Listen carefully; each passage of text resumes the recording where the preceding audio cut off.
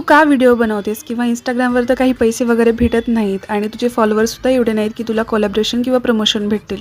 तर असे हे काही प्रश्न डिमोटिवेट करणारे असतात आणि तेच आपल्याला आजूबाजूच्या आपल्या लोकांकडून सारखे सारखे विचारले जातात. तर त्या लोकांना माझं असं सांगणं आहे की जेव्हापासून मी व्हिडिओ बनवते ना तेव्हापासून मी या व्हिडिओसाठी एकही रुपया खर्च केले नाही, कसलीही इन्व्हेस्टमेंट केली नाही.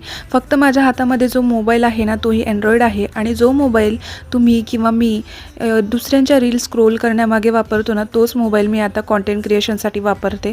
त्यामुळे मला पैसे भेटू किंवा नाही भेटू, कोलॅबरेशन येऊ किंवा नाही येऊ त्याने मला फरक पडत नाही आहे.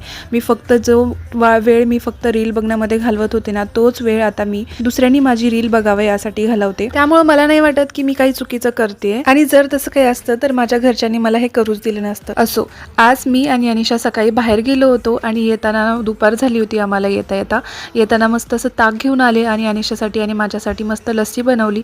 माझ्या कपामध्ये थोडंसं आईस टाकला आणि तिला नॉर्मल अशी बनवली.